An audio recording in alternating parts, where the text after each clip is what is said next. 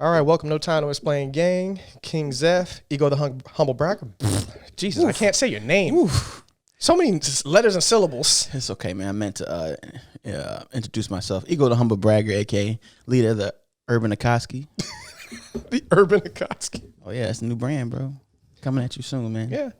You know, something's a little different here, you know. We're missing quite a few bodies, as you guys can probably already tell. Well, if you filled everybody in, yesterday, two of our members posted stories of themselves wearing all white and beating drums and drinking a beverage of sorts.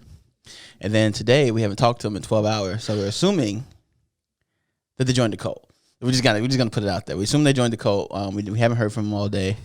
Hopefully, they're okay. They have children, you know. Well, I would hope so as well. Yeah. So I also find it's a very odd prediction because last week we did say that bodies will start falling off. We are losing people one at a time. So, 2-man show now. It's okay though. You know, we're the best of the two.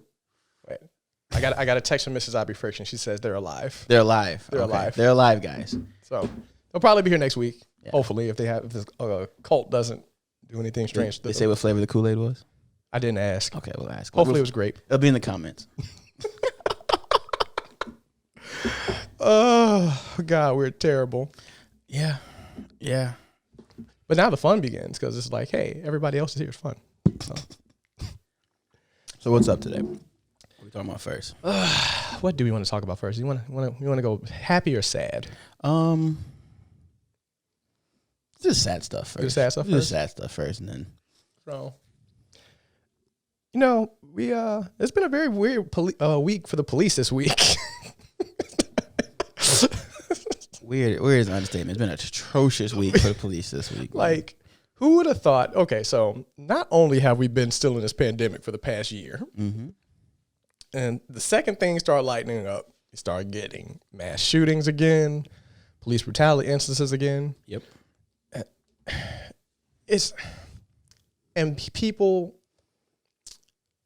People are oddly defending things that they shouldn't be defending.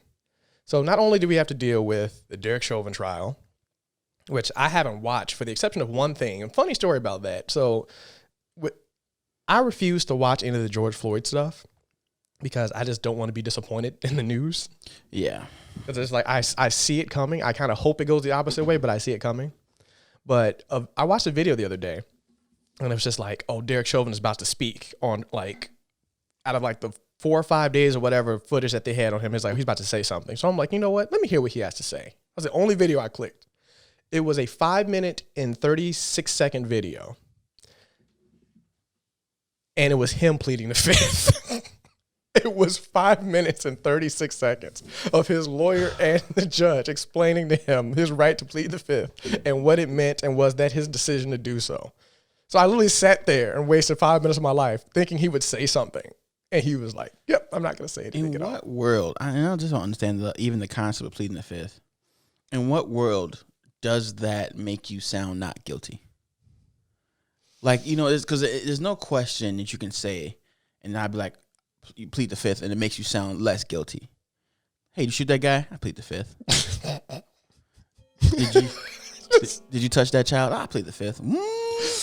What about no? We're just I'd rather pleading the fifth. And that's messed up that makes R. Kelly seem like a better pedophile out of the group.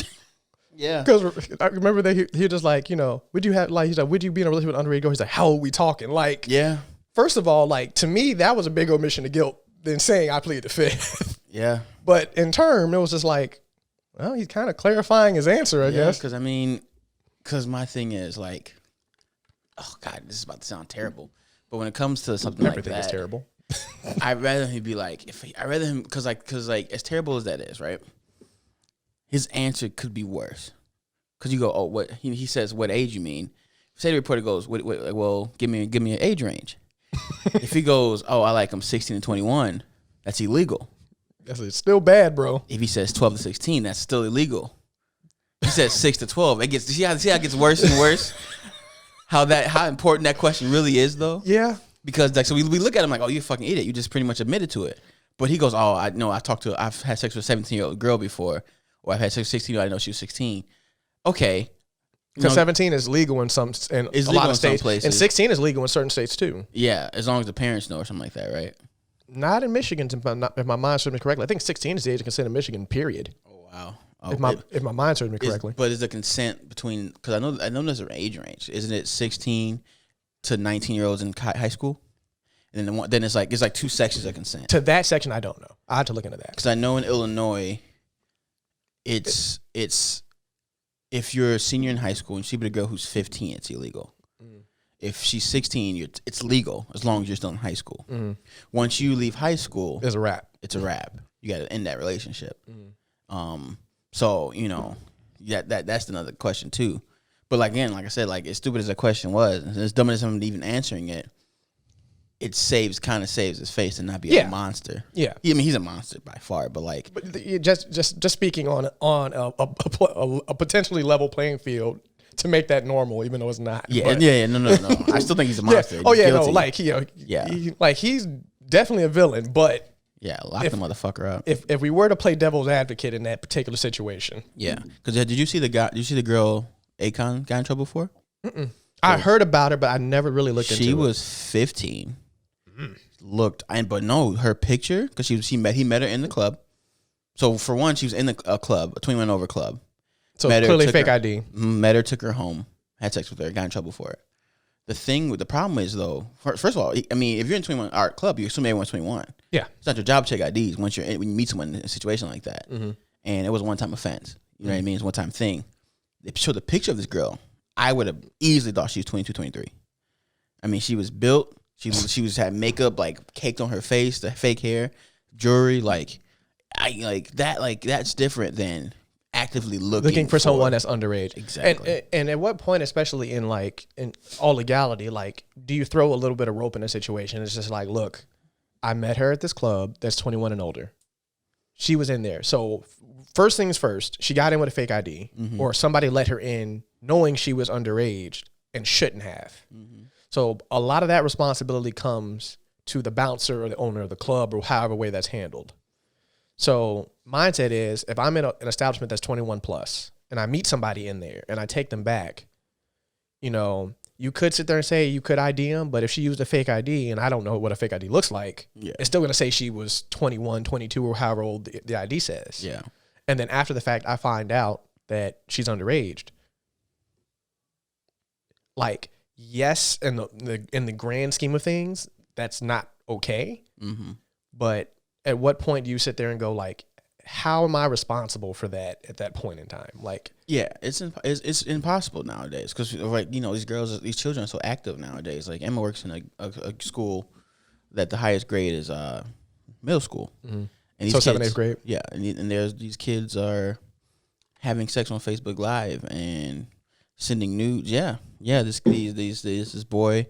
Damn, son, where'd you find this? Yeah, this 8th grader was messing around with this little 7th grade girl. They snuck out of school. She was sucking his dick, and he turned on his Facebook Live and was showing it. So people are in school watching this while they're out of school, and obviously people were screaming, recorded it, went around. It was a whole fucking big thing. The fucking father of the girl came up and got in a physical fight with the boy, beat up the 8th grader boy.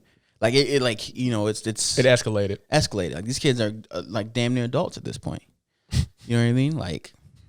It's because again, access to information makes you older. I couldn't imagine being in that situation as a parent. I would have an immediate brain aneurysm. Oh yeah, immediate. Yeah, you got to kill the kid. You got to kill both of them. But even 8th grade myself, man, if I saw a titty, that's a win for me. Let alone getting my dick sucked in 8th grade. I lost my virginity in my freshman year. It's only a year later, but first of all, it wasn't my idea. It was her idea. Didn't have sex again until my junior year. So it was a fluke. So it was that's a mean dry spell, bro. Yeah. Well, she went to a different school. She went to we knew each other in 8th grade, and we stayed in touch. And then she went to all girls school, Trinity. And I went to Walther, and then we just met one time. Had sex, it was cool. And then in high school, no other girls are really fucking yet in freshman and sophomore year. So summer of my sophomore year going to junior year, next time I had sex. Yeah. Still strange. He said, first time it was a fluke. I ain't gonna lie about It was a fluke, and it was not my idea. Not my idea. Trust me, I would definitely continue if it was up to me. A lot of women like to say, "Oh, you guys are gross." I said, "That wasn't me this time." No, exactly. Yeah, it's not always us, man. Y'all are just as bad, if not worse. Yeah, thank you. But yeah. So to get back to your thing though, he decided to speak and said nothing. His speech was, "I plead the fifth." But the thing is though, so do you think that hurts him? It should, like you said, but like I said, nothing. Just like it doesn't surprise Ivy Friction, nothing surprises me when things like this happen because, I mean, he is just another member of police that has committed a crime, has done this atrocity, has killed somebody, and has a very high chance of getting away with it. Yeah. Or even if he doesn't get away with it, quote unquote, his punishment isn't going to be that severe as if it was a regular, ordinary, everyday person. Or better yet, another person of color. Yeah. So, like, it's one of those things. It's like I kind of just want them to get this over with, so we can hear what's going to happen to him and what the sentencing is going to be, instead of going through all of this rehash herd of rewatching the video, talking about it all over again. Doctors sitting there literally telling like the judge and everything that's like, "Yo, this dude died because he sat on his neck for 9 minutes. He killed him." And then they tried to defend. What was it? There was somebody that tried to defend it as is like, they tried to make it like he was like, oh, he was comfortable on the concrete ground, and he had like one of the strange tics that a lot of addicts have, where like their reflexes going off. It's like, first of all, like if you're planted on the concrete on the asphalt ground, the police officers put you there underneath the car near the exhaust, and he's kneeling on you. He didn't choose to be there. Yeah, you guys put him there. Well, especially because he was already halfway in the car. Yeah. Because people forget that it wasn't from the sidewalk to the ground. No, he was sidewalk to the car. Into the car. He was sitting down. And then from the car to the ground. So it wasn't like they didn't get him to where they needed to get him. Mm-hmm. It was the conversation. Because he didn't do anything physical. Didn't attack the police. Didn't bump him. It was through conversation he ended up on the ground. And he's already in handcuffs. He's already in handcuffs at this point. So what backup was needed? Or what more was he gonna do? What more could he do at that point? And the man is in the backseat, like literally crying and pleading, "Don't hurt me," like all the other stuff, and he's sick. Like that's just one issue. Then we move on to what was it? The lieutenant? Yeah, the woman. No, the army lieutenant. Oh yeah. That got pepper sprayed in the face. Yeah. Where all of that was wrong, like from top to bottom, that whole interaction was bad. Well, the point of it was the worst part. It was expired tags, right? No, it was they couldn't see. They thought he had expired tags. He had his temporary tags taped on the back of his windshield. Okay, that's what. But it was a new car. It's a brand new car. Oh, okay, that's what it was. Okay. Yeah, and because his windows are tinted, you couldn't see the tags until you got close enough to the vehicle. Okay. So like, that's the rope I will extend. Is like you couldn't see the tags unless you were up close to the vehicle. Mm-hmm. But from the moment that he was pulled over to the moment that they let him go was all wrong. Oh, absolutely. So like pulling him over made sense because it's like, hey, we couldn't see your tags. I see them now. You're good. Yeah. That's technically his like, and that should have been approached because it's like, hey, I'm sorry I pulled you over. Couldn't I see you got a new car. I couldn't see your tags. They looked like they were expired. I can see them now since they're a little bit closer because your windows are tinted. Think about if you can potentially put the tag somewhere it'll be easily visible or whatever. They could have did that and just sit there and say, hey, can you just make them a little bit more visible until your real tags come? Like, we get it. We understand. Have a good day. Thanks for your service. Blah, blah, blah, blah, blah, blah. That's how it could have went. But him and whoever the other officer was with him, which I'm assuming is a trainee, guns out. Yeah.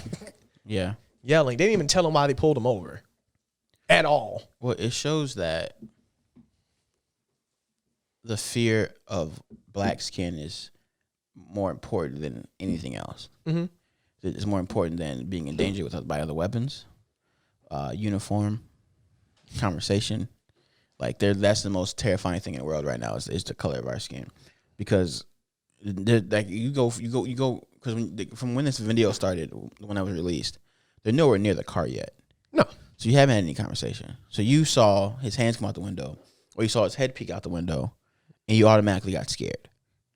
That's the sad part. And then the guy goes, I served. The cop goes, me too.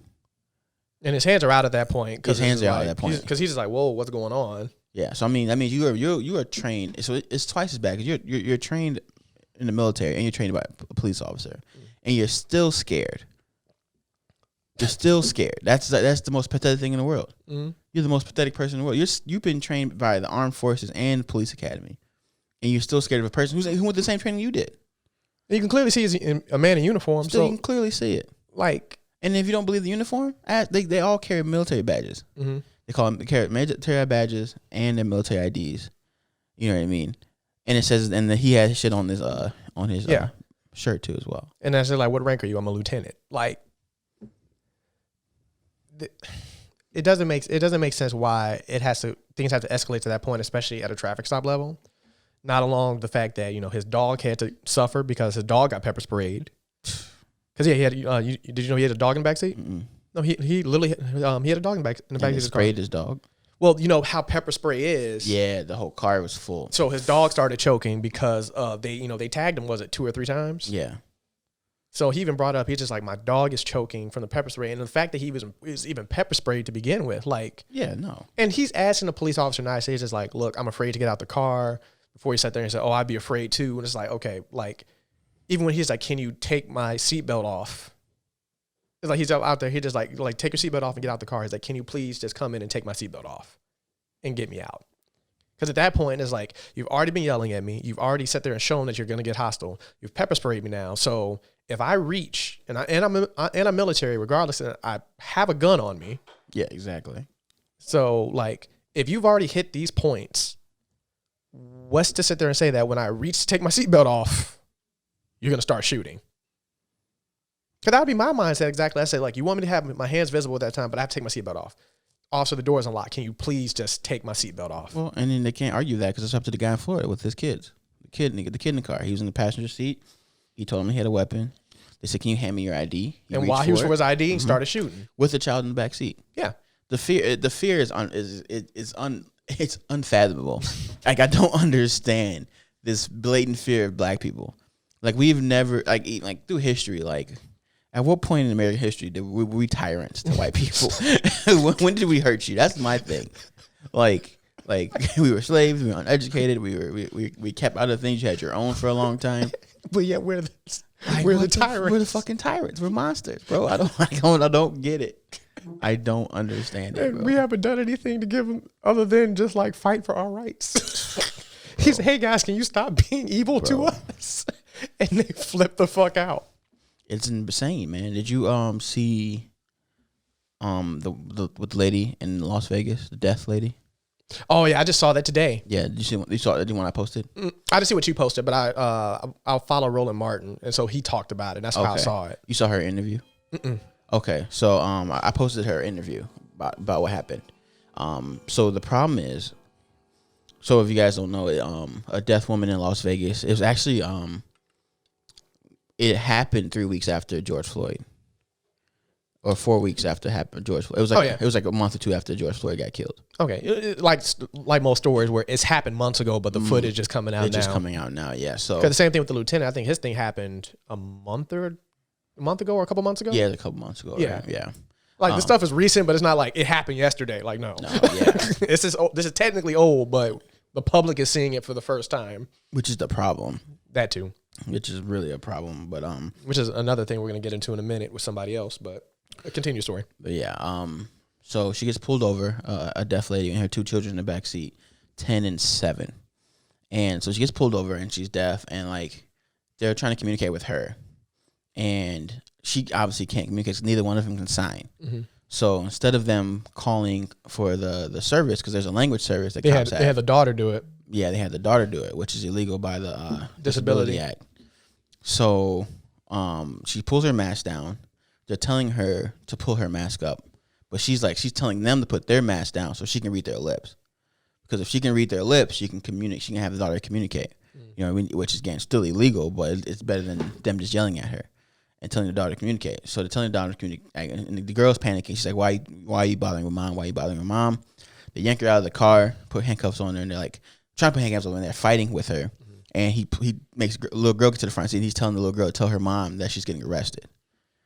And which is the most traumatic thing in the world, because you're 10 years old, and a cop pulls you to the front seat of your car for nothing, and is telling you to tell your own mother that she's going to jail. Like, what child is going to do that? What kid's going to have the wherewithal to be like, hey, mom, stop, you're going to prison? The fuck? I just picture like what the and then my mindset is like, it's like is the child like crying as she's like doing each individual? Yeah, like, she has to be bawling. She has to be fucking terrified. And then what happens to the kids? Yeah, exactly. What happens to the kids? Like, you know what I mean? Like, they ended up just letting her go. But I'm like, why'd you get to the point why'd you pull out of the car at this point? You just let it go, just to let it go. But like, my thing is, you have supervisors, you have captains, you have chiefs. Like, why wouldn't you just call for help? She's not going anywhere. You pulled her over. She stopped for you. Mm-hmm. There's kids in the car. You have her information. Just call back, hey, this woman's deaf. You have acknowledgement that she's deaf. Yeah, you have acknowledgement that she's deaf. Like, what do I do next? Like, it's a simple phone call. Technology is stupid fast nowadays. Almost happens in seconds. Like, you just make the phone call and be like, yo. But even to that, the thing that irks me the most is that our technology has gotten so good, and you still fuck up. Like, I still won't understand how police officers fuck up with body cams. Yeah, like. You have these, like, you have a lot of these agencies that say, hey, you have to use your body cam. You have to have it on you, and it has to be recording. And they have mechanisms to make sure that they can't jury rig the cam to not record. Mm-hmm. Bro, you are on camera. How do you still blatantly fuck up and intentionally fuck up and get away with it? Bro, Stewart said the best, bro. They don't. It's almost like they don't. It's not that they're fucking up. They just don't care enough not to mess up, and it's going to keep happening. Until they shoot a white kid. Until they kill the wrong white kid, or they shoot the wrong white kid, or they choke the wrong white kid out. But I'm telling you, if they kill the wrong white child, yeah, it has to be literally has to be the wrong person. Like I say, my only thing about that is, like, the reason I disagree with that is because they get it too, and on a statistical point, they get it more on a numbers standpoint, not in a rate. They get it more than anybody else on a numbers standpoint. But death or just arrest in general? Both. And just overall brutality. And even then, the way I see it is that when it happens to them, it gets handled. And we never hear about it. But when it comes to us, you go through all of these charades of victim blaming, and then excuses and a bunch of other stuff to either where they just like, oh, you just get desk time, or all this other stuff. That's what I have seen statistically speaking on that side. And that's why I was like, it's going to be kind of tricky, because it really has to be the right person or right number of people for that to actually have a real change and a real effect too. Yeah. That's why it's like, I have that apprehension. It's just like, they get it too, but they don't get it. Yeah. But like, I mean, like, how many of those white people are low income though? Probably most of them. Yeah, and that's the issue. It has to be somebody of status. Someone of status. Better. A white person of status that's gonna get blown away. Yeah, that's a better answer. Yeah, because, well, and realistically speaking, outside of, like, corporate crimes and the tax crimes, I mean, most crime is committed in low income areas and low income individuals anyway. Mm-hmm. So that's another thing where, like, I wish people get that, is like, oh, they shouldn't be committing these crimes. I was like, well, most crimes happen because there is an economic disparagement. That's why. If you could figure out how to close that gap or have better resources, it wouldn't happen. Like, why do people steal? Generally because they don't have a job, they need money. Mm. It's like, a lot of people aren't just doing it just for the thrill of stealing. They're doing it because they're trying to survive. And I did when I was younger. But. Well, teenagers, we do stupid shit as teenagers, but like tech decks, boy. That's all my thing. Tech deck and blade parts. Oh yeah, baby parts, bro. Motherfuckers are $10 a blade, boy. I'm not paying that shit. Baby parts were a commodity back then. You have to be meaner in them streets than Beyblades. Oh, hell yeah, bro. It's gonna take your whole shit. But, and it's one of those, it's like you look at it and it's just like, okay, why are these crimes happening? And then instead of trying to understand how to make sure that doesn't happen or how to prevent it as much as you possibly can, just ignore it. Just punish everybody. Like even with drug crimes. The reason drug crimes are so bad is because they've made drugs illegal. I said, if you simply just regulated them and made them legal,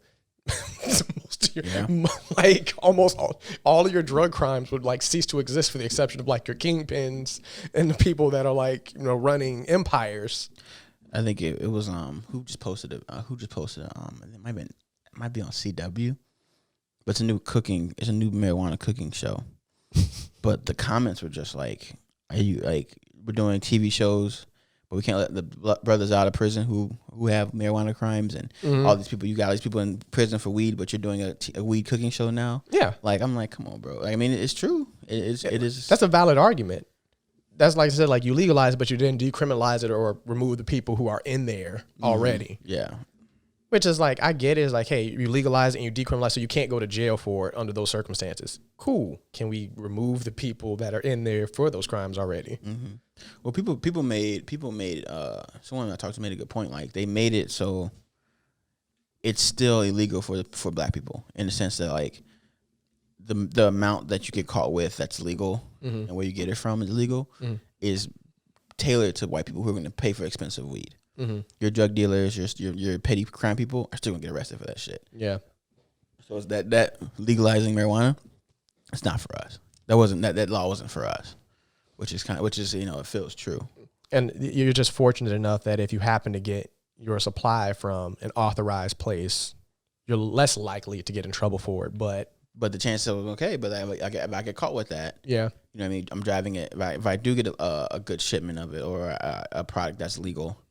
As a black person, will I survive long enough in a traffic stop to prove that it's legal? You know, that's the problem. I got to go through all of these changes and all this paperwork, bro. It doesn't even matter, man. I had to hire all white people on speed dial. On speed dial, bro. So I look, this is what happened. Here's my receipts. Yeah, Todd, handle this. Todd, I need you to go to A, bring it to B. I'll meet you at B. Still sound like a drug dealer. Legal or not, you still sound like a fucking drug dealer. Yeah. We're shafted no matter how you look at it. Man. But yeah, then your next point though. Little man who got shot in Chicago. Well, no, my next point was about to be the taser. I was going to get to the taser. Get to Adam last. I mean, we can talk about him now, but let's talk about Adam last because I got a whole nother beef with that one. But the woman with the taser. Now, I researched this again because I watched the video. What was it? Tuesday when it came out? Mm-hmm. So I watched the video. I've been hearing the whole stories, looking at the memes, the handful of police officers that made TikToks and they're saying it's unacceptable. Big ups to those police officers because we need cops to be like, hey, you're full of shit or you fucked up.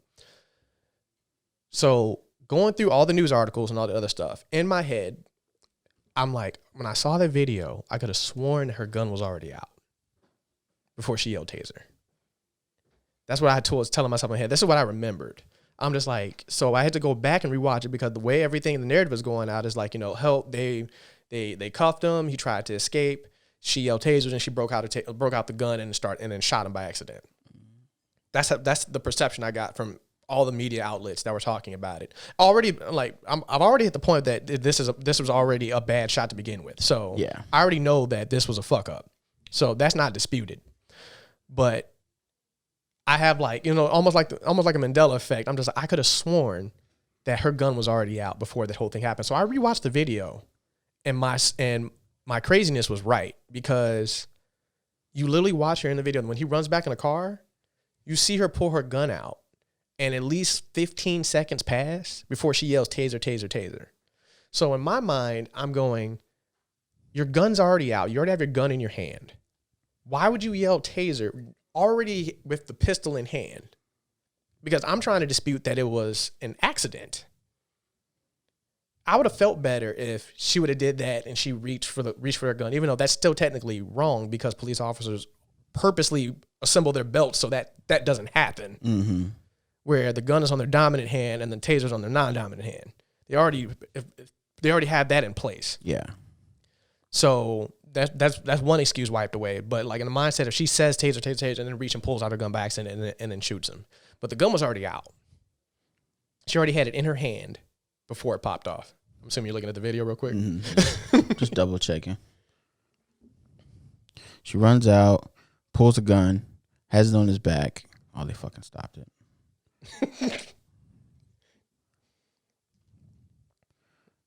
And I saw that from her body cam. Oh yeah, you watched it. I watch it from her body cam footage that they showed. Oh, you saw it through the body cam footage. Okay. Mm-hmm.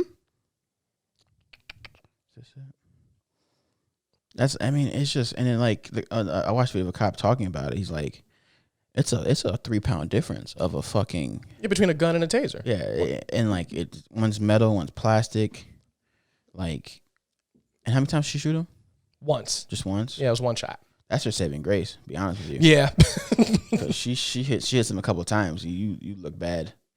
Yeah, if she popped him a couple times, that would have been a wrap. But the fact that it was just, hit it and then just boom, it was just like, oops, my bad. I shot him. Yeah. And then what was it? Somebody was trying to post that argument about like how because she's an experienced police officer, she would know what to say in those moments. 20-year vet, right? Yeah, 26 years. 26 years.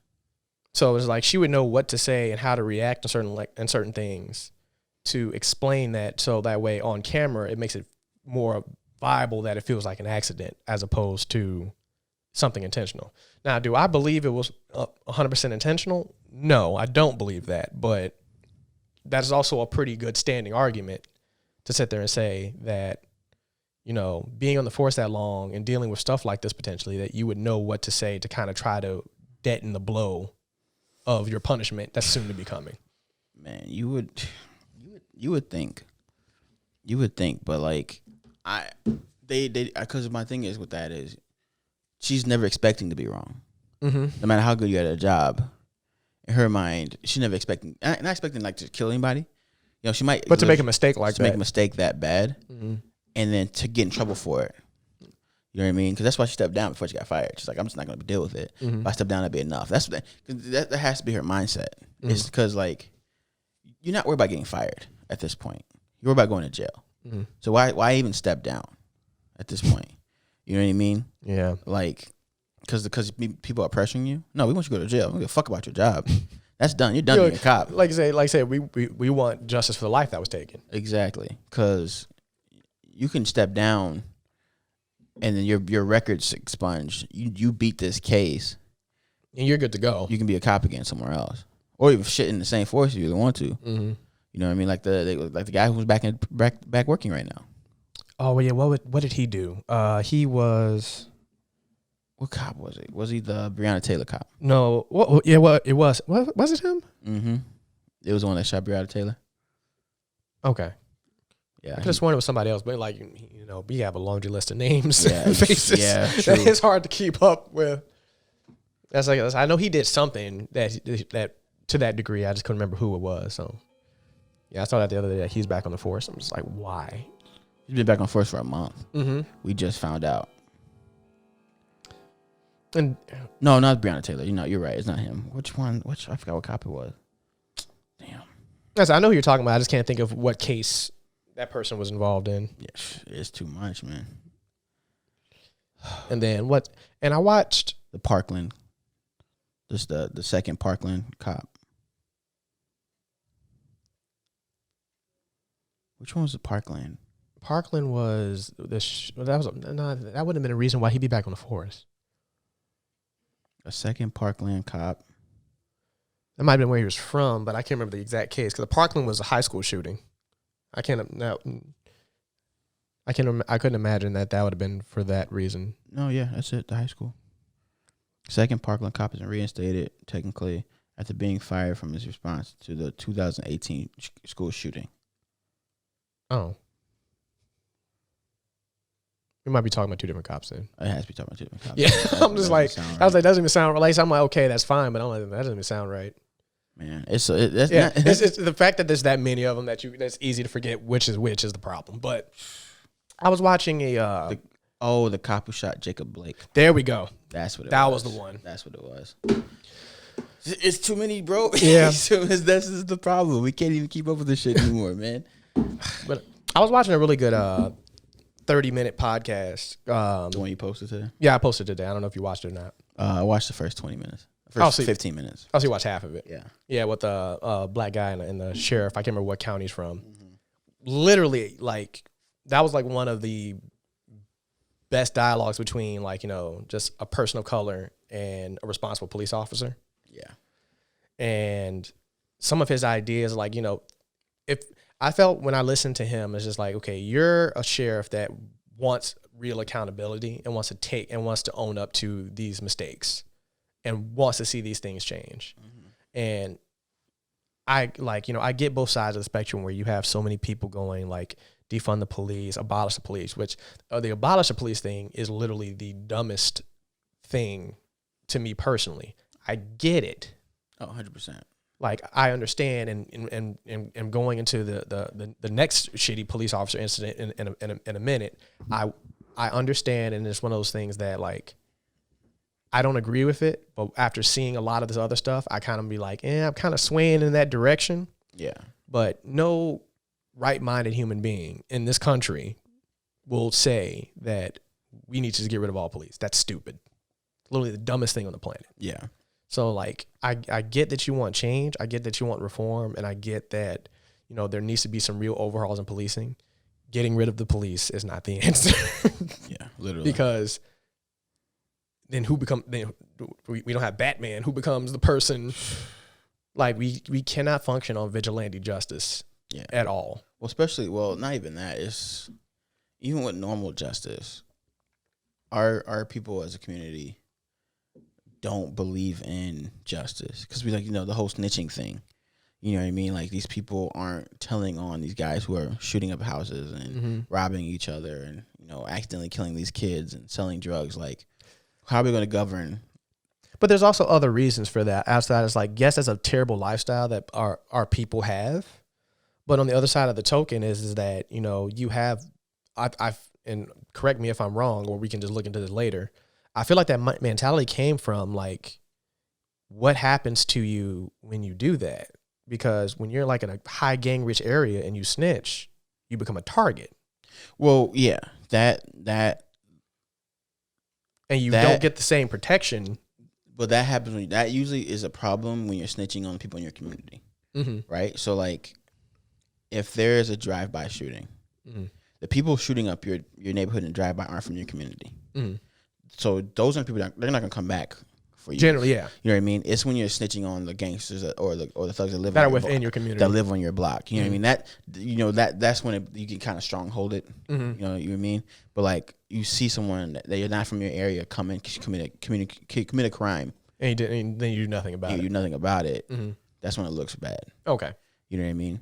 Yeah, that's a better elaboration of that, because, like I said, it's like I see it from that perspective too. So that was one of those things that's just like, I don't know if that's been just a general idea or if that's, like, is it really affecting other crimes from people that aren't around. So in that sense, that doesn't make any type of sense. In the sense of it's people in your area and community that, you know, are regularly in that area. Okay. But then, like I said, in that situation, you become the target. You don't get the protection. They may get that person, and then next thing you know, you got a hit on you from 10 other people. Yeah. Because of that. Yeah. It just, but that's when the community comes together, though, because you have to have, you're always going to have more community than you have criminals. True. You know what I mean? So if you have a strong group of people who are, as a unit, are, like, you know, keeping the community accountable, that's reduced. You can't kill everyone. You know what I mean? You got enough people willing to die, unfortunately. But then that's also another good reason why you need to have a good, strong police force, because a real good cop or group of cops are going to be in tune with the community. Yeah. And if you have that, then that makes that process that much easier in that sense. True. And when we already have our people that don't have faith in our justice system and don't have a trust of police officers, it makes that even harder.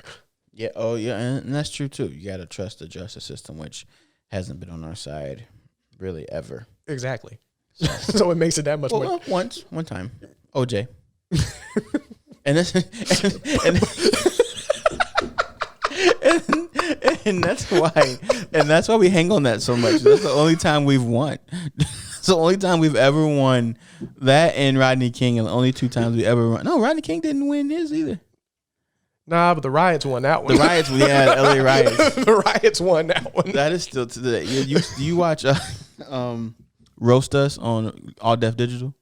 No, I didn't. So this dude told Dumbfounded, who's an Asian character on the cast, he was like, "Man, your mom killed the guy in the LA riots," and it's by far the funniest joke I've ever. Because the whole premise of the joke, they're just talking shit to each other in the classroom. Like there's no like structure to the show. So just think about you're watching this on YouTube, and all of a sudden this random dude in the back of the class goes, "Dumbfounded's mom killed a guy in the LA riots." You're just like, what? No context. That felt like a bad MTV Your Mama joke. That's exactly what it is, bro. It's like a good version of Your Mama. No. I have to watch that now because that sounds hilarious. I'm gonna find his compilation of just jokes. Mm-hmm. Oh, maybe we'll watch that today. Actually, I may watch that. We can watch that and try not to laugh. Yeah. Oh, done. Done. Yeah, for those that watch us on YouTube, outside of the ending pin of our videos recently, not our past ones, they just got added like a week or 2 ago. The roast us comments, so have fun with that as well. You can roast us. Yeah. We might roast you back though, so you got to be careful. I'm good looking, so you would come hard. You're saying I'm a good looking nigga. Like I'm the vulnerable one between the 2 of us, but hey, I'll clap back too. But outside of that, he's witty. Don't let him fool you, bro. He's trying to suck you in. He said, "Yeah, come on, I'm a target. Aim. Here's a loaded gun. Go ahead and have it." But no, sorry. So anyway, back. But like when you get a chance to finish watching the last 15 minutes of the discussion, so I had to share it, and like I just like how he presented everything, how he talked about it, and like how like he was just like, for the week we just stopped doing traffic stops. Like he's like, "Hey guys, don't." Really? He was just like, "Guys, I'm gonna need you to calm down the traffic stop. Like, if you see something wild out there, handle it, but don't be as aggressive towards traffic stops." Yeah. Because he's like, "This is a mourning period, and we kind of need to be like, hey, we need to be a little bit cautious, or we need to have these trainings to talk about these things." Is like a traffic stop should not involve you breaking your gun out or even a taser, and it's one of those things. And then I think the black dude was telling a story about how he got pulled over and his daughter is in the back seat and she's terrified. And the cop, he was just like, "Hey, can you roll the back window down so I can talk to your daughter?" And he got on one knee, got to her level, and he's like, how's school doing? He's like, "Oh, your daddy's fine. Nothing's gonna happen. We're like, everything's gonna be okay." Like he said, we're just having a quick conversation. It's like, I'm just gonna give him a warning. It's like, what's your favorite cartoon and stuff like that. He's like, he got to the child level to comfort the child that was already freaking out because, kids are smart just like we are. They just don't know how to express it as well as adults do sometimes. But I can only imagine a child that's watching this on a regular basis and hearing all these stories about all the people that look like them getting like gunned down or assaulted and all this other stuff. It puts a stigma into a child. Mm-hmm. It's like, I don't care if anybody wants to think they believe it. I say your kid is smart, smarter than you think they are. Yeah, man. And so like, when he went through that, and he was just like, that's the thing of a good cop. Like, he was completely on the de-escalations. It's just like, okay, she's scared. He's being the adult, and he's like, like, I don't want anything bad to happen to my daddy. Like, hey, let me talk to her for a second and calm her down. Be human. Mm-hmm. Be an adult. And just like, I'm here to help. I'm not like nothing. We're like no weapons or anything. Like we're not even going there. It's just, you and your father's having a quick conversation, pulled him over, like you say, nothing. It's just making sure everything's safe. That's a high level cop. Yeah, that's a high level cop, and but the problem with that is it's so extreme. Because like if you come across 3 good cops in a row and you get comfortable with that, and your 4th cop is trash, it could lead to death. Yeah, it's just that extreme. Like, and it is so, and like my little cousin, he's about 3 years younger than me, 4 years younger than me. So he's still pretty old, but he got stopped because he drove through an alley. Mm-hmm. In some place in Chicago, you can't drive. You drive through alleys unless you live there. So he got pulled over by 2 women cops, And one comes out one side, one comes down the other side, and like And I don't get why they need multiple police officers for one person. I don't know. And then the worst part is when the second cop doesn't actually come up to your window, it's just staring in the back window of your car. So you're trying to talk to this person while you're watching this cop behind you. And so they stopped him. He's asking them why. They're being difficult about explaining why. They ask him, do you have a weapon in the car? He says no. They end up getting him out of the car. They search his car. They find that he had a gun. They're like getting upset with him. They're like had their hands on their gun, yelling at him. He's like, I know, but like, I was scared, blah, blah, blah. I have all my information. Like, it's in my glove compartment. So he had his concealed carry. He had all his permit, all his everything with him. So he licensed gun owner. Yep, I skinned on him. So they ended up giving him a ticket for the gun. Didn't even fill out the ticket. Just check marked it. Put the total they had to pay and gave him the ticket. Didn't put their information on there.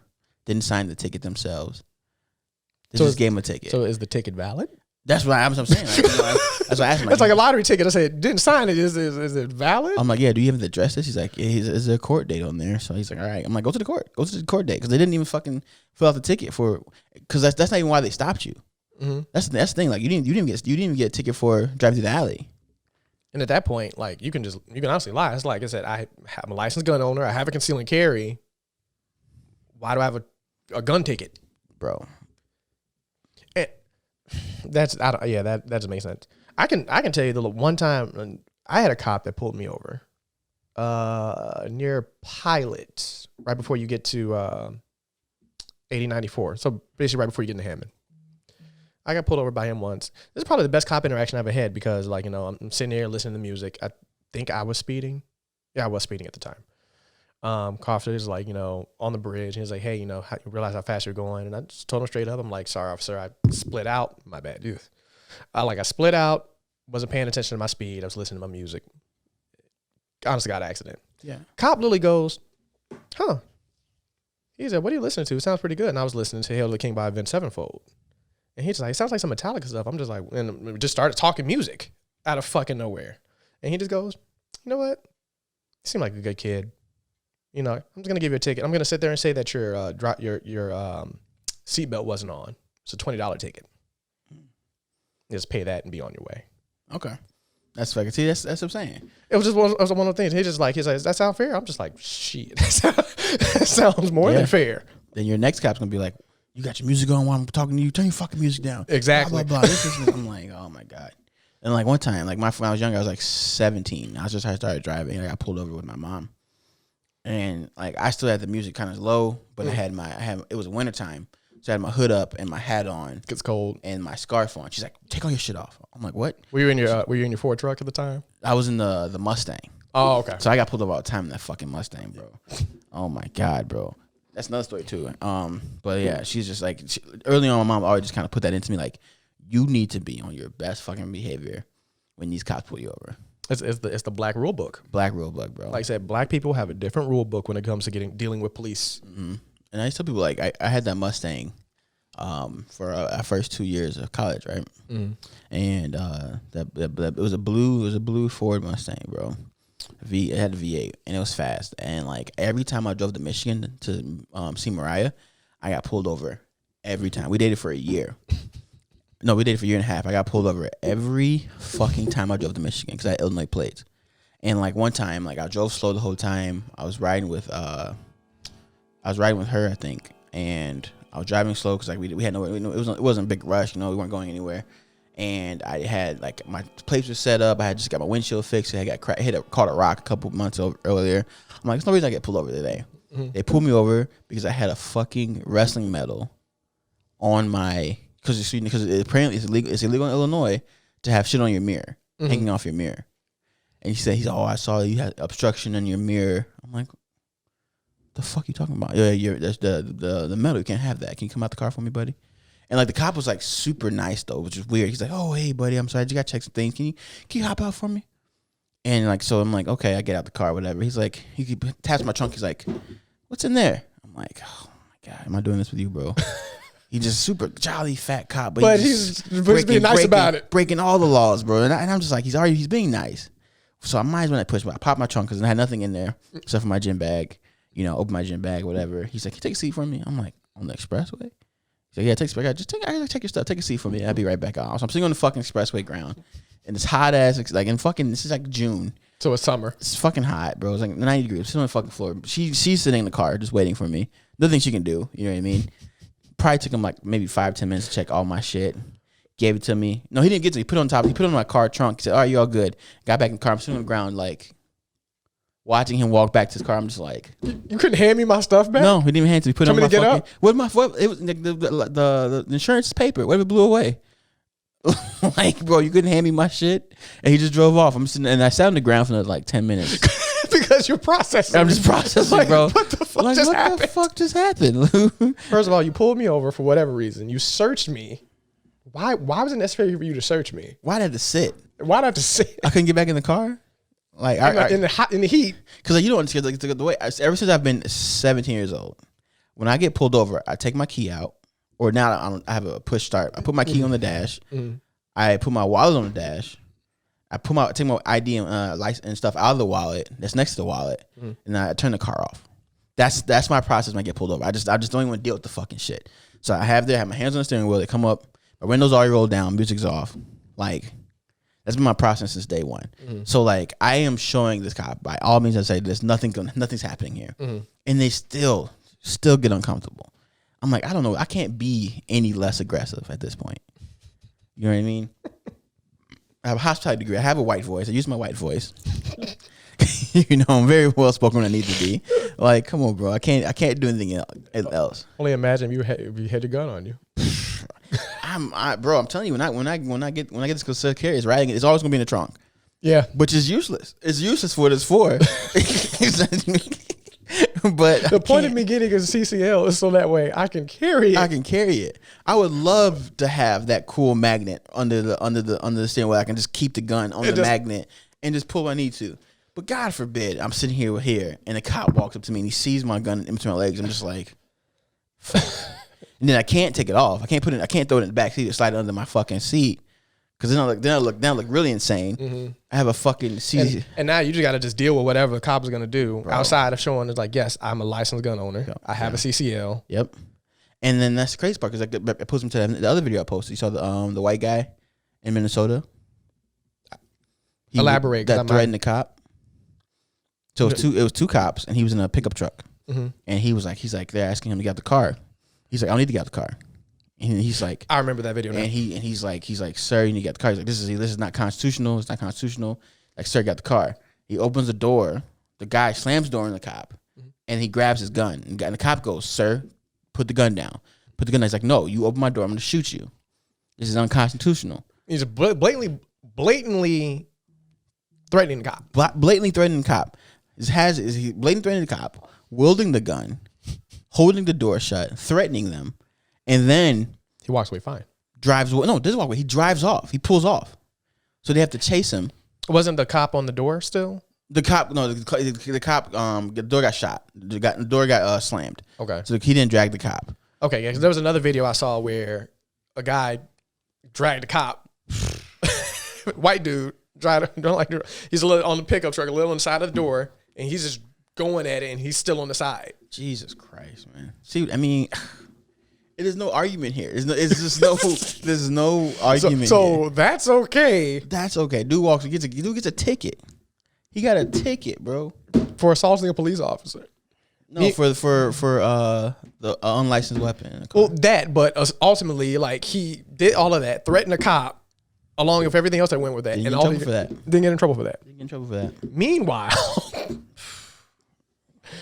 I ask a question and get pulled out the car. Yanked out the car. He yanked out the car. Sat down. On gunpoint and everything.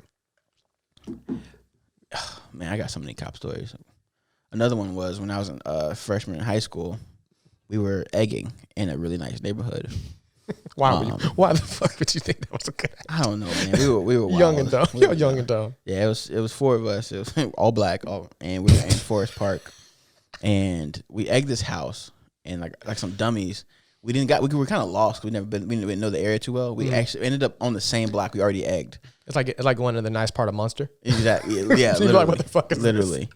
So we end up on the same block we egged. The family's outside looking at their house, and we go on the block. They look at us, and like for some reason in our mind, they don't know it's us, but we know we did it. Mm-hmm. So we freaked out and ran.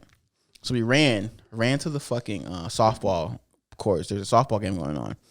And we're sitting in the stands, and I shit you not, 6 cop cars pull up on us like a SWAT team, bro. It was it was terrifying. They pulled up onto the grass, onto the sidewalk, and pulled up to the softball stands in their cars, and then hopped out of the cars in unison. It's like, hey, can you 4 come down for us? I'm just like, oh my god. How did they single you 4 out? We were only black people there, which okay. didn't register to me. That's probably why we got singled out. They just in my mind, cops just knew what the fuck they were doing back then. You know, I'm 14, 15 years old. These police are on it, man. I'm saying these police are great, bro. Damn. In the grand scheme of things, it's like no. Yeah, and they were very mean at first, and they're very like, you guys are coming around fucking up the community with blue and blah blah blah, and they asked for his ID. All 4 of us went to a private school. We went to Walther. It was a Christian academy. Mm-hmm. We gave them our IDs, and they're like, you guys go to Walther, right? And then they walk away, and then he shows the IDs to a couple of the cops, and comes back, and his tone is completely different. He's like, you guys can't be doing that, blah, blah, blah. So because we went to a private school, y'all the privileged colors. we're the privileged coons. Yes, we're the house niggas, so we get treated differently. And his whole mannerisms changed. His tone. They just got in the cars. They said, hey, you guys can walk home? I'm like, yeah, I live down the street. They're coming home. They come to my house. They got in the cars, pulled off, and just let us be. I'm just like, no, they walked. What happened was they one cop car walked us back to the house. We had to apologize to the house. Then they just let us go. But I'm like, that little private school card, boy, that thing is magical. All through high school, every time I got pulled over, I gave him my license, gave him my private school. I'm like, don't shoot me. I'm not one of them. I'm not one of these niggas out here. It was like a degree comp, but it's like, hey, I'm not one of them. It is, man. And then if I have kids, that's gonna be my argument. Because I'm not gonna force them to go to college. Mm-hmm. Neither am I. But I'm gonna force them to be educated. Oh yeah. Because I'm like, you're not going to college. You gotta get associates for me. You gotta get associates for me, or you gotta get what's it called when you do like apprenticeship. Apprenticeship. Yeah, right. Yeah. You get an associate or apprenticeship in something. Mm-hmm. To show that you're educated, because that is it's a small shield for us, but it's a shield nonetheless. Because you have your hardcore racists and you have the people who don't know, who are on the fence about black people, and that little bit of information, like I'm studying this, I'm working here, I'm doing this, can get them on the side where okay, maybe this black person not that dangerous or not that bad, Or maybe hopefully by the time like we have kids that are old enough to go to college or whatever, like education system would be drastically different by that time. Yeah, like not having to pay for it. That helps, but just the fact that it's just an overall better educational experience, or like you're just not wasting all of that time doing absolutely nothing. Yeah, 3-year degrees. Mm-hmm. These would be 3-year degrees, bro. I have a whole year of classes and credits that make no fucking sense. Man, I would say 4-year degrees, doctor, lawyer, 4-year degree. Mm-hmm. Everybody else 2 or 3. Yeah. Depending on what you're doing. Engineering, maybe 4. That's complicated. Engineer, I give 3. Things. I would give engineering 3. Really? Yeah, because engineering can be complicated, but realistically speaking, a lot of stuff about being an engineer is more hands on. I don't know. Anything. The niggas building my bridges and houses. I wanted to be in school for 4 years. Okay, so maybe certain types of engineers. Yeah. Okay. Anything. Yeah. Because even as I say, of the couple friends that we have that are actually engineers, are they really doing anything complicated? No. Yeah. That's the point. Yeah, that's true. I said that's my point. It's like if somebody is smart enough to know how to build, let's just say electrical or computer engineer, if someone's smart enough to understand like motherboard logic and circuitry and stuff like that without going to school for it, I don't see 4 years of that being necessary. No. Yeah. No. 3 maybe. 2. Okay. 2 if you're advanced, but 3 tops at that point. Well, and at some point, technology corrects itself. You're plugging things in at some point. You know what I mean? Or in the fact that let's say you simulate something, it's just like, yeah, this is not enough weight, so up the weight. Yeah. Use this beam instead of that one. Yeah. And then everything works fine. But that'll help with the education system. Yeah. At some point, education is going to be about keeping up with technology. Mm-hmm. That's going to be half the degree. And that's what they're trying to teach children now, to embrace all this technology. Meanwhile, a lot of people are just like, yeah. You got people having sex on Facebook Live. Yeah, fuck. Well, and that's something. People were like talking about like the death of handwriting. You know what I mean? Like you don't like kids are using tablets now in second, third grade and up. Only thing I write computers. Only thing I write is small notes and it's sign my name. That's it. I took my licensing exam. I was like, I'll take notes because like my way of learning is write things down as I read. Mm-hmm. And I realized, bro, my handwriting has become atrocious. Because you haven't written anything in forever. Bro, my hand was cramping about 4 pages in. I'm just like, geez, bro, this is awful. I used to be able to write 20 pages, bro. Dude, man. In cursive. I used to have notebooks full of shit. In cursive of all things. I can't remember how to do cursive. Oh no, I couldn't even, other than my name. No, and I can't even say my name. I can do my name, but the problem is that the way I sign my name now. Yeah, you're not even sure if that's right. I know for a fact my G in my last name is not right. That's not how you do that at all. Not at all. And that's a problem in itself. Because let me see if I can just do this for a quick example. See if I can get this thing to work. That's how I sign my name. Bro, you're not even, oh yeah, you definitely know.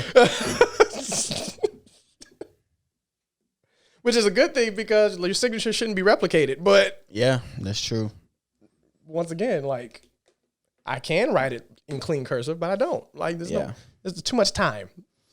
I was trying to practice my how to do ego just in cursive writing, just to see when I get famous. When I sign my how to sign my name. I'm like, fuck, how do I do a capital E? I bet you, buddy, you just go on your computer, font, cursive. Damn, I should have done that. Instead of struggling for 10 minutes. It just make it bigger. Just make it bigger. I'm gonna have a stamp. Just handwriting's dead. Oh, thanks for the event. Stamp it. People be so mad, bro, if I'm just over here stamping my signature on people's shit. Why are you stamping? I can't write, guys. I can't write. I can't write. Like fight. Ego can't write. He's a KingXeph can't do it either. But man, we didn't get famous because of reading and writing. He got famous for being idiots. Exactly. Oh my goodness. Funny niggas. All right, let's wheel this into the last beer of bad news, Mr. What's his name? Is Alex? Yeah. Oh my god, this pissed me off today. Okay, so for those that don't know, a 13-year-old kid was gunned down by a cop in Chicago. The video footage finally got released to the public a couple days ago. And Adam. Sorry. Oh, it's Adam. Sorry, Adam Toledo. Adam Toledo. Thank you. Sorry, I didn't mean Alex. Adam. Yeah, I had to double check. I had some of those letters right. It's so hard. I mean, how do you keep up? You can't keep up. Google. Because we'll have what is it right now? It's the 18th of April. We'll have another one before the end of the month. Shit, we'll probably have another one this week. Oh, man, I know I'm trying to put the energy out there, but I know, but that's reality. That's our reality. Yeah, that's our reality right now. Is the fact that we're probably gonna have another one this week. Hell, we had the fucking FedEx shooting a couple days ago in Indianapolis. Yeah. So, America's a no holds barred country, guys.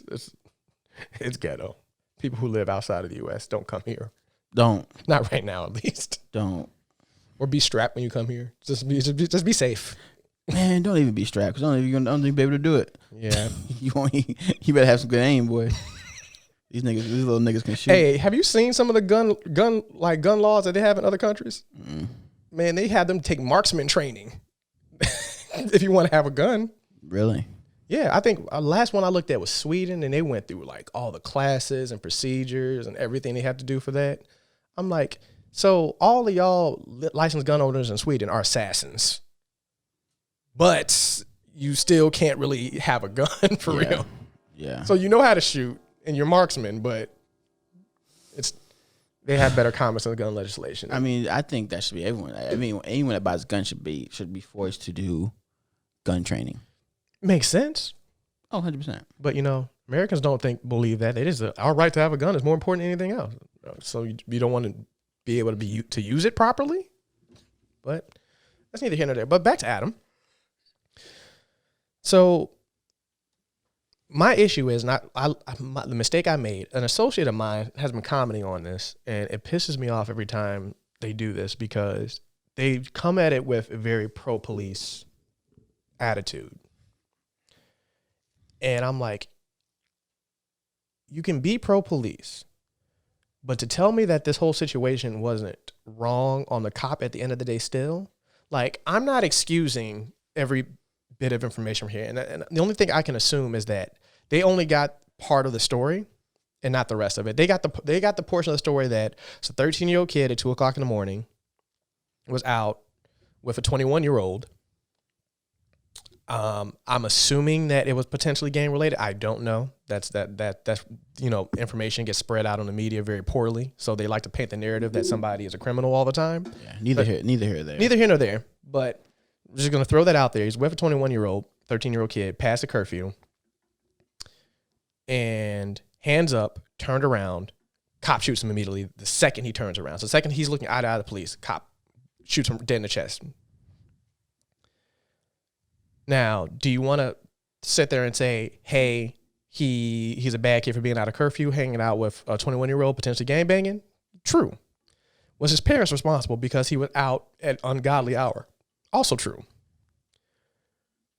For whatever reason, kid allegedly had a weapon. I think he did have a weapon, but he threw the weapon away. So first he was running away from the police officer, and then he disposed of the weapon. So he didn't have the weapon on him. Still gets shot, killed. My question becomes, does that justify his death? Does it justify him getting arrested? Yes. Mm-hmm. Does it justify the loss of his life? No. And then to add insult to injury, the cop lied on the police report about what happened. Yeah.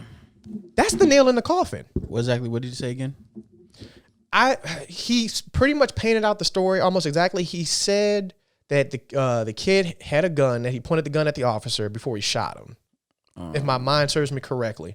I might have to look into that a little bit more because I've only heard, I heard/read what was in the report once. So by default, after seeing that and then seeing the video, I automatically discounted as one that the cop is wrong in its entirety. But also the fact is, I also have the same philosophy is, I understand the person might be breaking a law and the person might be a criminal. If they're running away from you, they are not a threat to you. True. People don't run away from people with the intent to harm. People run away from people for fear for their own life. Yeah. Well, and that's the thing too about the video. And the video is a double-edged sword because it bugs me because it proves our point, but it also, in the wrong hands, can prove someone else's point. Mm-hmm. Because, so the kid's running down the alley, right? From watching the video, you can tell he's not he's a kid. Yeah, he's not an adult. You can tell he's a fucking kid from a mile away. And then when he gets to that hole in the fence where he's shot at, if you break the video down frame by frame, really fucking slow, he has something in his right hand that he tosses through the hole in the fence. Yeah, which was allegedly the gun that he had. But that's probably about 10 feet from where the cop shot him at. Mm-hmm. So he throws the gun, he stops. The cop keeps running, and then, like you said, he threw his hands up. And I watched it a couple times, make sure he throws his hands up before he turns, and then he turns to face her or him. I forgot him. Like I said, too many incidents. Too many incidents. Turns and faces him, and then the guy shoots him. Now, and the thing about it, which makes me more upset about it, is he shot him, and then the kid's limp, like Kim's limp. Mm-hmm. You go through his pockets first and then pull him out of the alley before applying any pressure, checking, see if he's alive. Like, you're so scared of weapons, you went to go check. Like, I mean. And then after that, he's like, kid, are you okay? And it's like, bro, like, he's motionless. Yeah. Motionless, bro. I have a cousin who's 21 years old. He weighs 150 pounds. Like, that kid had to weigh maybe 90 pounds, 95 pounds. I can punch that kid in the chest and kill him. You just shot him, what, twice? Once. You putting that motherfucker down, man. Well, like I said, I hated the fact that I was like, I'm watching all these people make all of these excuses for what happened. They're talking about his parents. They're talking about why he's out. They want to sit there and say, oh, yeah, this was completely unavoidable if he was at home like he was supposed to be. Guys, show some compassion, empathy. You don't know what this kid's situation is like at home. Yeah. And the issue was a lot of them were overwhelmingly white. Mm-hmm. There was a handful of black people commenting on it because can I agree that the situation that the kid was put in, the kid shouldn't have been in? Yes. Can I sit there? Can I sit back and go like, hey, the kid shouldn't have been out at 2 o'clock in the morning with a 21-year-old, 13-year-old with a 21-year-old at 2 o'clock in the morning. Shouldn't have happened. But at the same time, I don't know the kid's situation at home. And I do know that a lot of people that are in that lifestyle, they may not have a 2-parent home. Their mother might not be around, may not love them like that. And so they have attached to another, another adult or parent figure, and they're doing whatever, and they get into the life, all that other stuff. There's so many other factors at play that could lead to why that person was there. But at the end of the day, it was your job to detain, try, and charge him. It was not your job to murder them. Yeah, and then what people don't understand is when you say that he shouldn't have been out that late, and him being out that late is his fault or his parents' fault, you're omitting to the fact that, or agreeing to the fact that being outside, at that late, cops are dangerous. Mm-hmm. That's what you're agreeing with. Yeah, he wasn't shot in a gang murder or a gang fight. He's with a friend, and the cops killed him. Mm-hmm. You're saying you're pretty much agreeing that being out that late, cops are dangerous. Cops are a problem. Being out that late, you know what I mean? So you're stabbing yourself in the foot. You're like they always end up doing it that way. Yeah, and it's like there's just that omission of responsibility or anything, and it's just like they just don't. It's like their reason for killing somebody is paper thin, because they keep painting the what ifs, like what if he did this, what if he did that. I was like, well, here's the reality of the situation. None of that happened. Mm-hmm. What happened in that situation was the kid was known for killing people? Was he a real suspect? Did somebody eyeball him as he killed somebody and a cop chased him down and all that stuff? No, none of that happened. So you can come up with your what ifs, because even the nicest person or a serial killer, you can go, what if? I can have what ifs for days about anything. But did it happen? No. But it's not their place to kill them, especially when their life was not at risk. Yeah, if I learned anything from, have you watched the Gabriel Fernandez documentary? Mm-mm.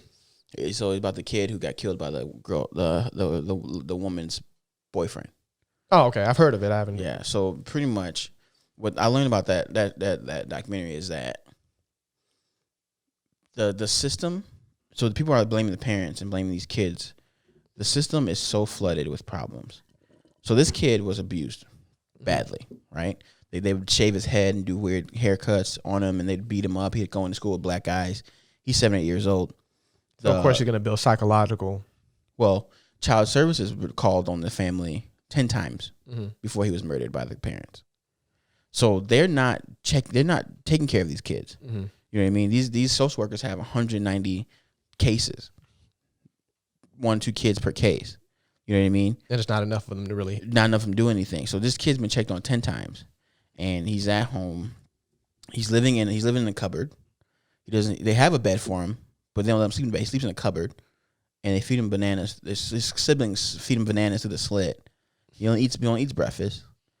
Like, he doesn't like so people are fucked up, and the system's not going to protect these kids. And the good parents who are working, they're working. A lot of especially Hispanic families, they work overnight shifts in hotels and restaurants, or multiple jobs where they're not at home. You know what I mean? He's 13, 14 years old. He can feed himself. He can cook and clean and shit like that. Like that's the lack of understanding between the social barrier, is that they don't see that. Like, these white families who have trust funds and savings accounts and multiple parents in the fucking household will never, or stay-at-home parents will never see the outside, see this boundaries. Oh, my mom works and I stay home, and they come home and they check on me, blah blah. Like, what the fuck? Like, you're not built from the same cloth whatsoever. You know what I mean? Like when that one lady left her child at home to work, and the 2-year-old died.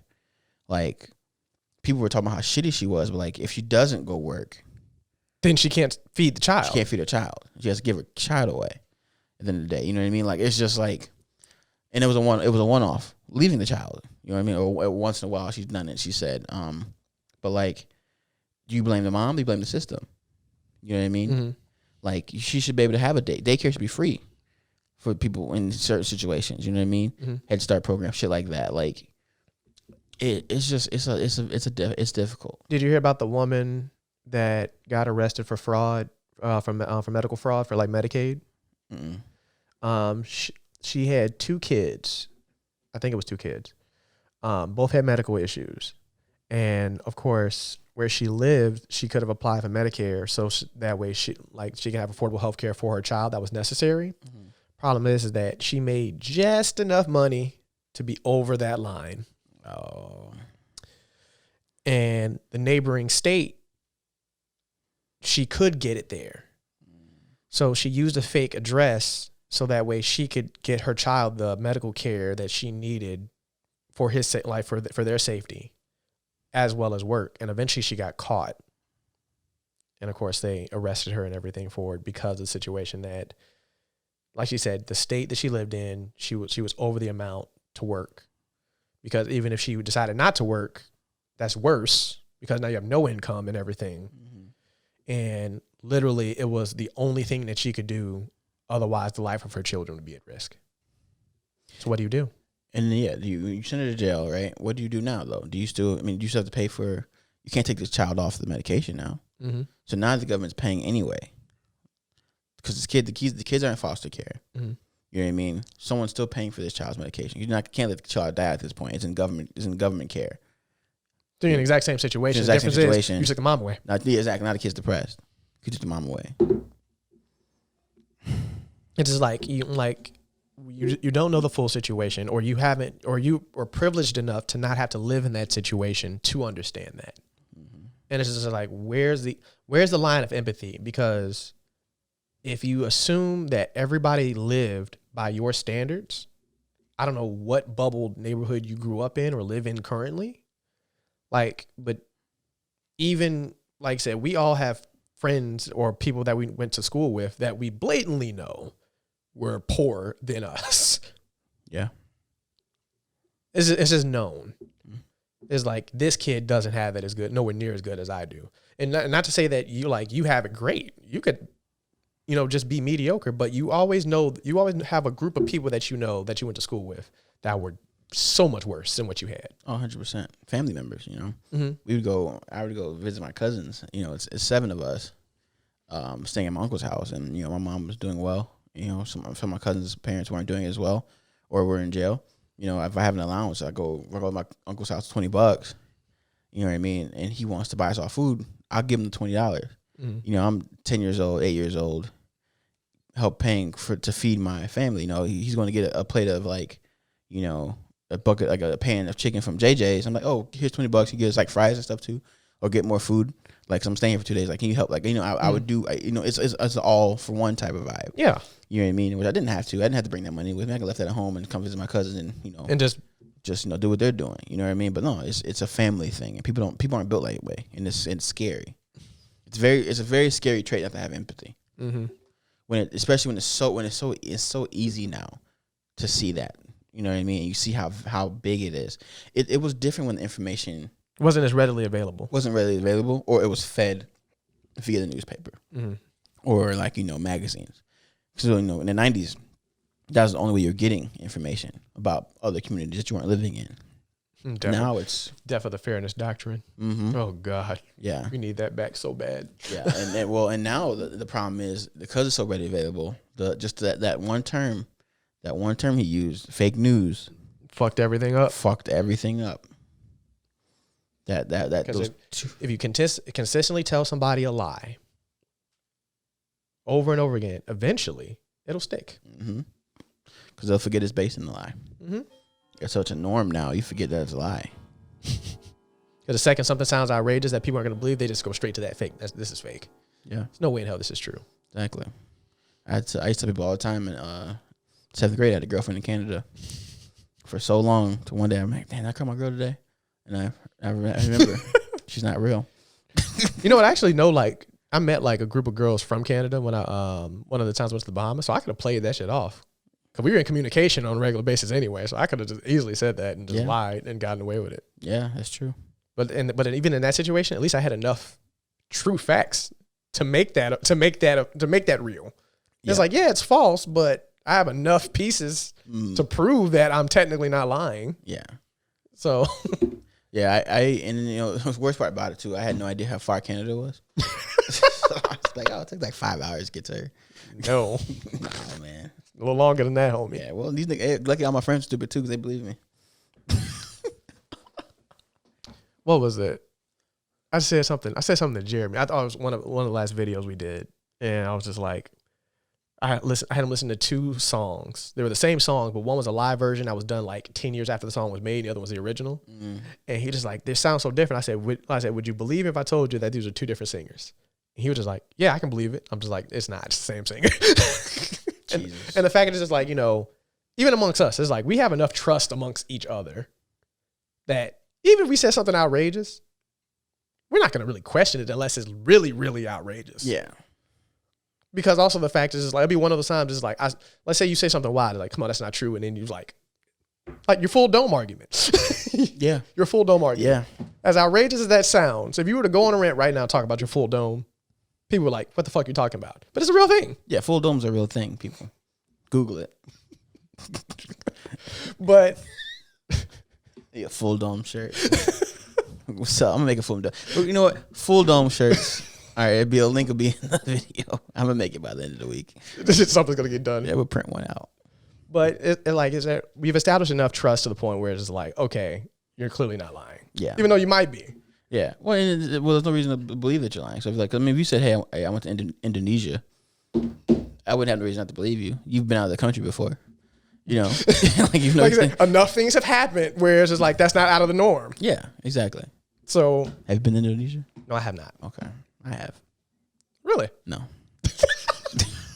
Once again, you spent your time flowing out in the mountains. Yeah. So exactly. I've been to 6 different countries in my lifetime, so you know. Once again, not out of the norm to be believable. Exactly. That's how easy lies can be, man. But yeah, man. I guess let's end on a positive note though. Before we we spent an hour talking of nothing but sadness. Yeah, literally. All I know is I cannot wait to start watching Falcon Winter Soldier this week. I know, bro. That last episode drops Friday. I'm like, I can finally start watching this. I watched the first episode when it first dropped just to see the atmosphere of the show. And I like it. I like it. I like what it's going to be about. I do want to see what the fuck this Captain America dude's about, though. Man, bro. Bro, I've seen so many memes. I know Nikki's been posting videos about it. I just haven't watched it because I just don't want nothing spoiled. But I watched like the last 2. I'm like, oh my God. Like, I really need to see how this whole thing played out. I need to see him, bro.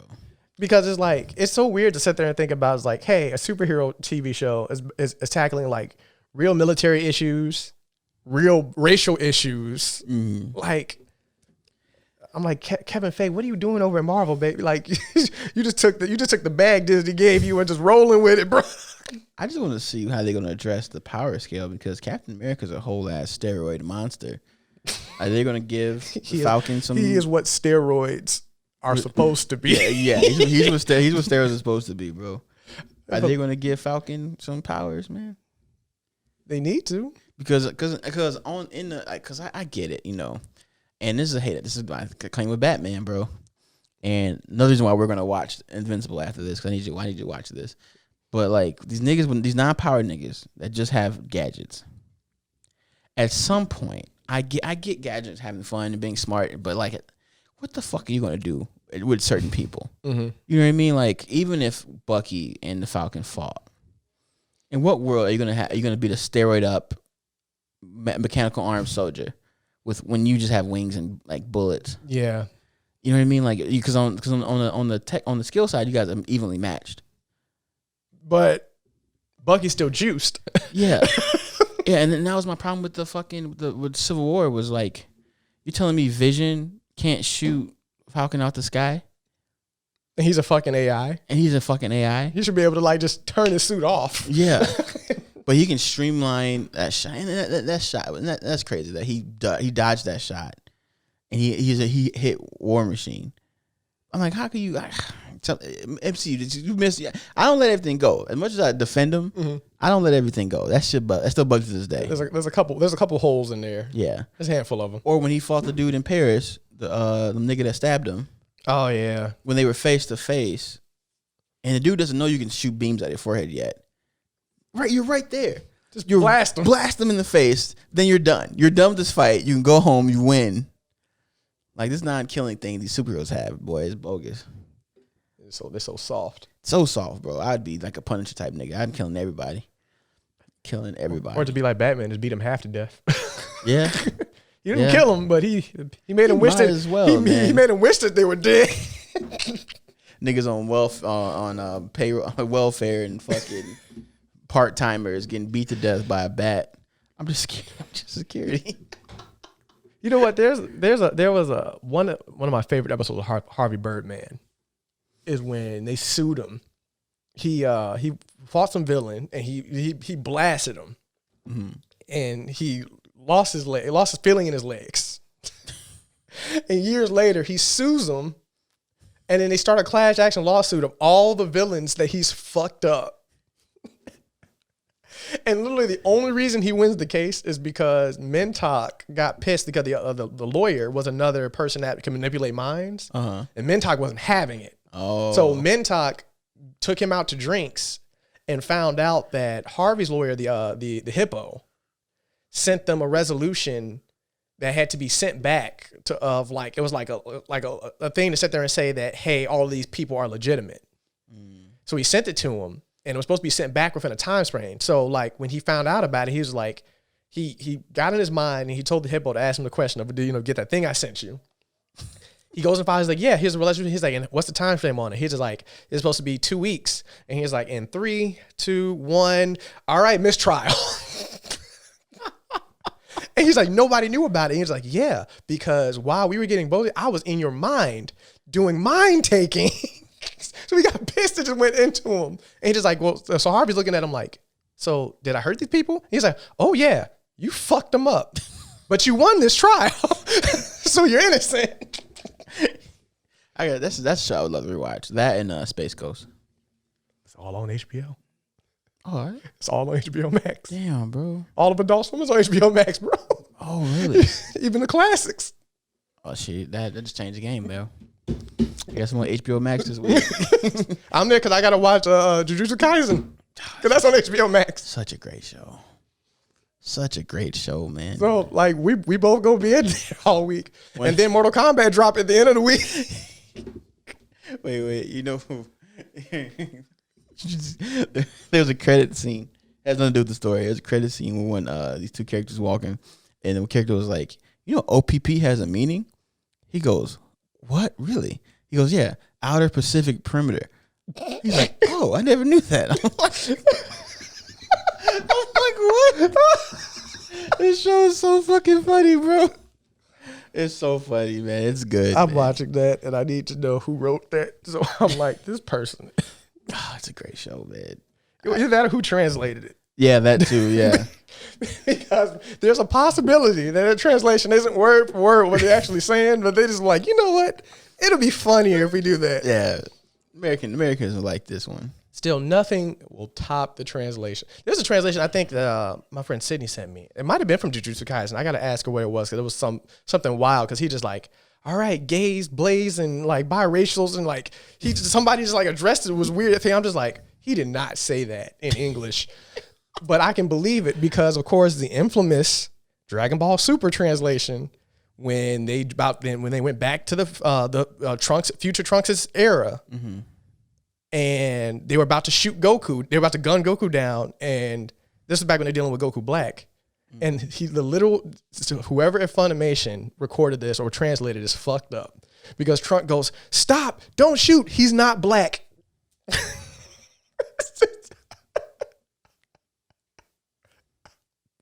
And then Goku has this weird look on his face. And I'm just like, I know y'all meant Goku Black, but the fact that he literally said, don't shoot him, he's not black. Literally the funniest and worst translation in anime history. It's still there to this day. They just acknowledge the fact that they just dropped the ball on that one. You can't nothing you can do about it, bro. That's hilarious. It's supposed to just like they did it, and then it's like the episode aired, and they heard the backlash. It's like, what's so fun? Oh, oops. Oh, God. So I mean, that's innocent though. That's an innocent foul. That's hilarious. That is absolutely hilarious. So I definitely got to watch that. Like I said, we got too much stuff's happening this week. Got to watch that. Got to watch Mortal Kombat. Got to watch Jujutsu Kaisen. Got to watch Demon Slayer. Yeah. Got to watch Invincible. Yeah. You got to watch JoJo. Bro, man. When's the next season come out, you say? The new, I don't know what the new season. I think they just announced that the new JoJo is a woman for the next season. Oh, really? Yeah. I forgot. I think was it Jeremy? Someone told me the new season's coming out. Yeah, I think the new season coming out has the JoJo that JoJo's a woman. Because I brought it to his attention. Was it JoJo Bizarre Adventure?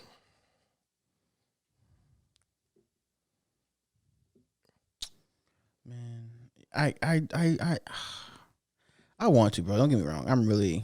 Oh man, April 2021. Oh, so that's this month. Yeah, release date prediction. Also, it's soon. Okay. It was. This is from articles April 4th, and it's saying it's supposed to be released sometime this month, next couple weeks. Yeah, Stone Ocean is what it's called. Oh, it is a woman too. Yeah, you're right. I said this will be interesting. That's one of the Joe stars had a daughter. This will be interesting. Oh man, all right, bro. I'll watch it. I need a new nighttime show. Bro, I'll give it a shot. Look, just get through part 3, bro. With Stardust Crusade. That's man. 3 seasons. Season 1 is short though. Is it? Yeah, the first part is like 12 episodes. Okay. And then the second part is, I think, is another. The second part is like 24. Yeah, but you got to forget 12 episodes is like a full anime. For a miniseries, yes. For an anime, you're looking at 24 episodes. So part 2 is like a full anime. Yeah. Part 3 is 2 full animes. Part 3 is like in 2 parts. That's like 48 episodes. Basilisk was 12 episodes. Yeah. That's full anime. As fucked up as Basilisk was. Yeah. Well, you only had 12 episodes worth of content. The way the motherfuckers were dying. It was Game of Thrones before Game of Thrones. Literally.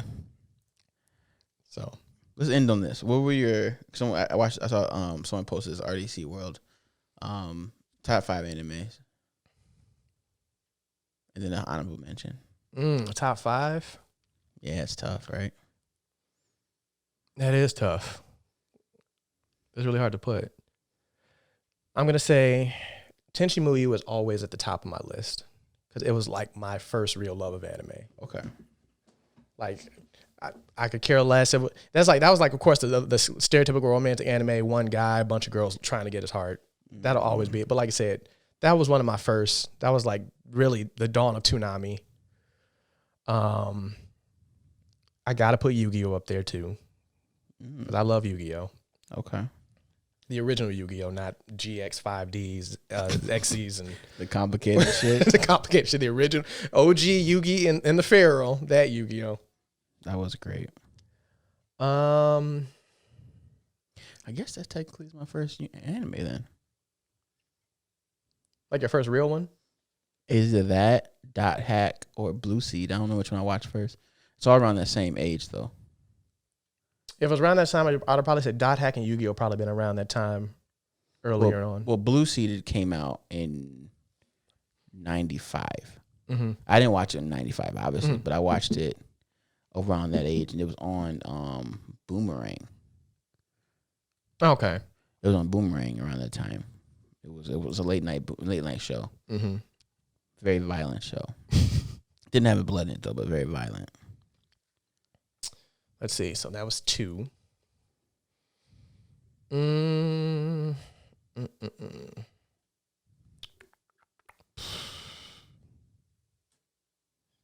Always like put me on the spot here. I would put Inuyasha in there. From just on the pure fact of character development. And I gotta pick 2 more. Fuck.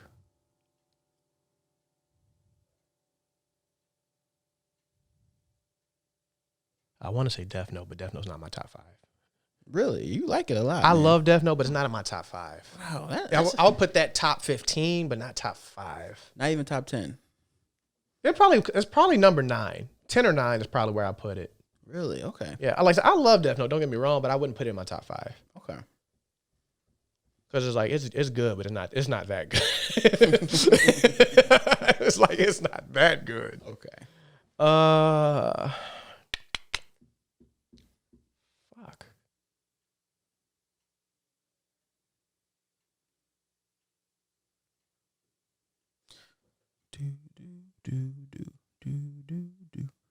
I put Brotherhood at 5.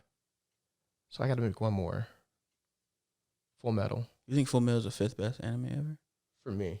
Really? Yeah, for me. That's tragic. You're wrong. Hey, you asking me my opinion, bro. No, man. It's cool, bro. It's okay to have a wrong opinion. Yeah. Like, so I'm entitled to it. You are, man. You're entitled to it, bro. Damn, 5th, though? Yeah, I'll put it at 5.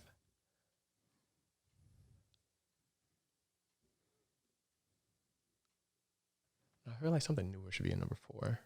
I got all these anime in my list, but it's hard for me to organize them in the top. I mean, this technically have to be in order. I know. What is another anime that I will hands down put down at that number? Bleach? No. I like Bleach too, but I wouldn't put that in my top 5. So no shonens then in your top 5. Yu-Gi-Oh's a shonen. Oh yeah, true. That's true. Yeah, Yu-Gi-Oh's a shonen. It's a different age of shonen though, so that's why I don't count it. Well, it's a newer shonen in comparison. Well, not compared to like the Naruto brand. Oh shonens. yeah. The newest brand of shonen. Mm-hmm.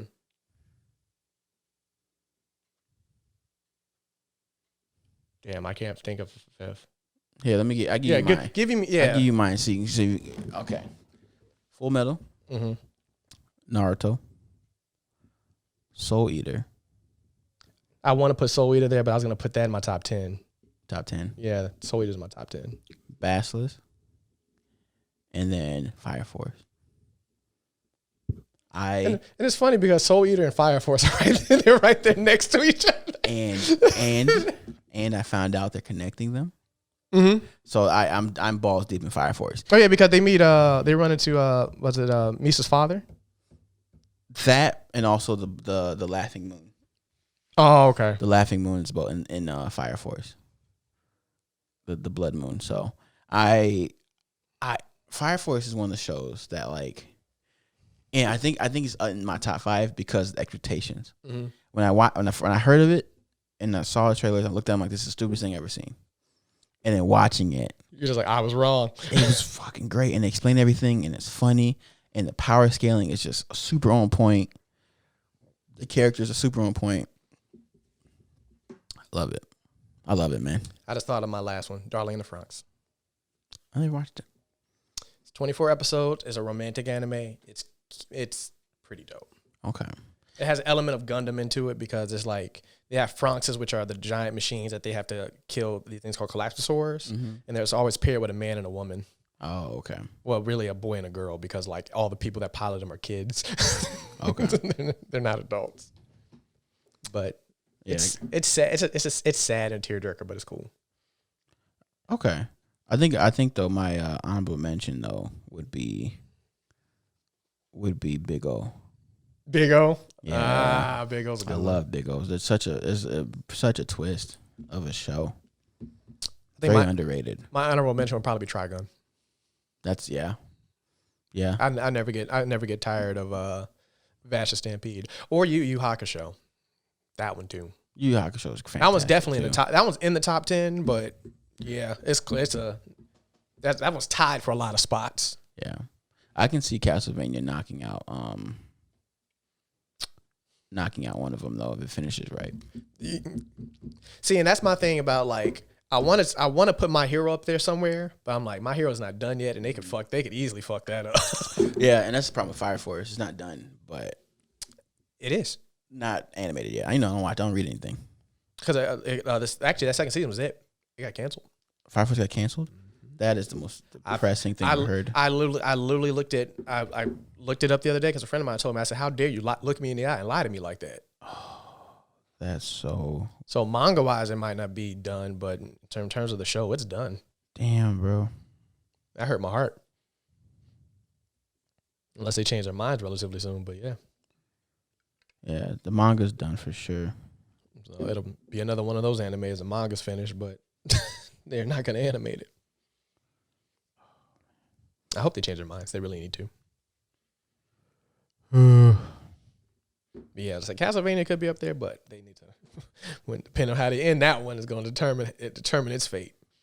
Yeah, it can. That's because you're playing a dangerous game with. Spoiler alert.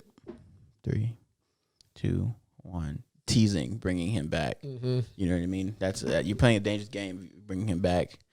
It makes sense though, if they yank him out. But I'm kind of upset that they killed him. To be wholeheartedly honest, I was at first too. But it made sense why they killed him, and everything around it. But I'm just like, man, I don't think it was your time to die. Yeah, I'm like, I think it would have been better off if they just wrote him off a ways or put him to sleep. Yeah. But I think him not being in the 3rd season shows how well they written the other stories, because it kept me up with everything. The necromancer, because his right hand, yeah, there's the 2 humans that he kept by his side. Yeah, bro. They some killers, bro.